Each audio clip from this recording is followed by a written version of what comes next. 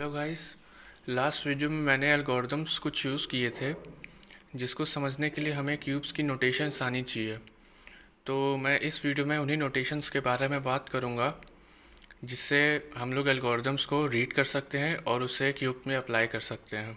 तो चलिए शुरू करते हैं।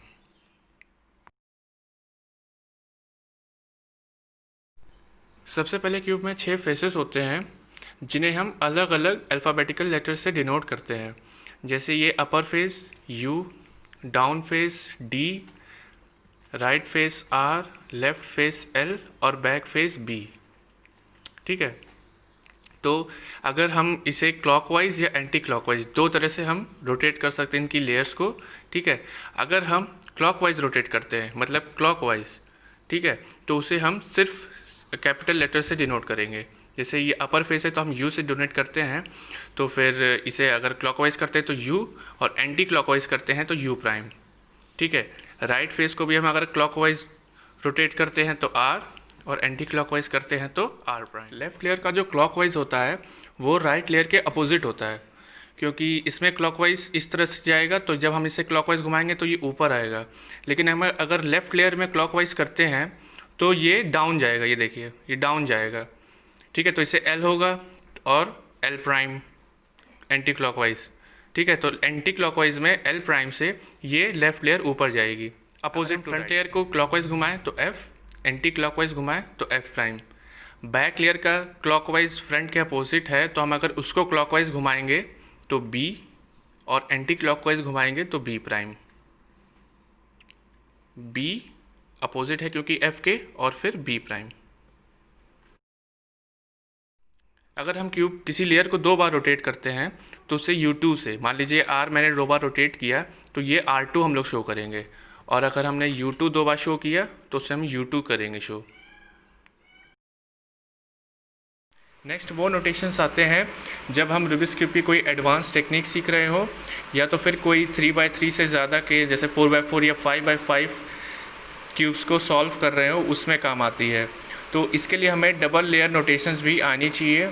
डबल लेयर नोटेशंस खुद ही कह रहा है कि हमें कोई क्यूब के 2 लेयर्स को पकड़ के घुमाना रहता है, तो इसको हम स्मॉल r से डिनोट कर सकते हैं या तो फिर RW से हम डिनोट कर सकते हैं। जैसे कि small r prime, small l prime, small l,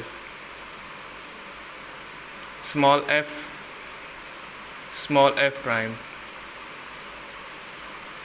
small u, small u prime, small d prime, small d, small b prime, small b।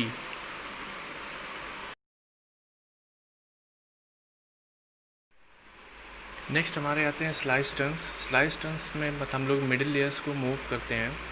ये जो हमारे 3 मिडिल लेयर्स हैं, इन दोनों को मूव करने के नोटेशंस होते हैं कुछ जिन्हें हम MES से डिनोट करते हैं। M मिडिल लेयर ये वाली, E और S। तो जब हम लोग क्लॉकवाइज इसको रोटेट करते हैं तो हम लोग राइट लेयर का क्लॉकवाइज देखते हैं। यहाँ से क्लॉकवाइज मतलब ये M और M प्राइम इसका इन्वर्स, और E ये वाली मिडिल लेयर की हम लोग क्लॉकवाइज और एंटी क्लॉकवाइज बेस लेयर से हम लोग देख के करते हैं। जैसे ये हो जाएगा E प्राइम और ये हो जाएगा E, और जो मिडिल लेयर फ्रंट लेयर और बैक लेयर के बीच में है हम उसे S से डिनोट करते हैं।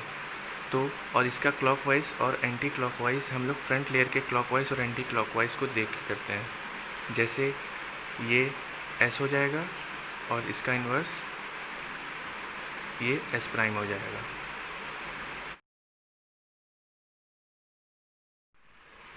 नेक्स्ट हमारे आते हैं whole cube turns. Whole cube turns में हमारे 3 नए लेटर्स जुड़ जाते हैं, X, Y, Z। तो X, Y, Z हमारे 3 एक्सिस कोऑर्डिनेट्स के जो होते हैं उस हिसाब से होते हैं। जैसे 3 एक्सिस होती है X, Y, Z, वैसे रूबिक्स क्यूब की भी 3 एक्सिस है।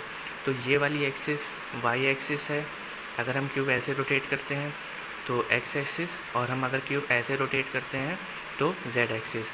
इससे ये फ़ायदा होता है कि हमारे जो सेंटर्स होते हैं, टॉप सेंटर्स या फ्रंट सेंटर्स या बॉटम सेंटर्स, वो तीनों चेंज हो जाते हैं। जैसे हम लोग वाई करते हैं तो हमारे साइड सेंटर्स चेंज हो जाते हैं, फ्रंट सेंटर्स, ठीक है। अगर हम लोग एक्स करते हैं तो हमारे टॉप सेंटर्स चेंज हो जाते हैं। जैसे मैंने अभी एक्स किया तो ऊपर वाला कलर हमारा ऑरेंज हो गया और सामने वाला येलो हो गया, ठीक है। और हम लोग जब जेड करते हैं तो हमारा बेस सेंटर और टॉप सेंटर चेंज हो जाता है, ये कि ये ब्लू और ग्रीन हो गया है। तो हम इसे एक्स वाई जेड से ही डिनोट करते हैं। तो फिर मान लीजिए जैसे इसको मैंने क्लॉकवाइज घुमाया वाई को, तो ये क्लॉकवाइज, तो ये वाई हो गया। एंटी क्लॉकवाइज घुमाया तो ये वाई प्राइम हो गया, ठीक है। अगर मैंने इसी को क्लॉकवाइज घुमाया एक्स एक्सिस को तो ये एक्स हो जाएगा। अगर एंटी क्लॉकवाइज घुमाया तो एक्स प्राइम हो जाएगा। और अगर मैंने इस एक्सिस को मैंने क्लॉकवाइज घुमाया तो ये जेड हो जाएगा, और अगर एंटी क्लॉकवाइज घुमाया तो जेड प्राइम हो जाएगा। Yeah. It's been a ride.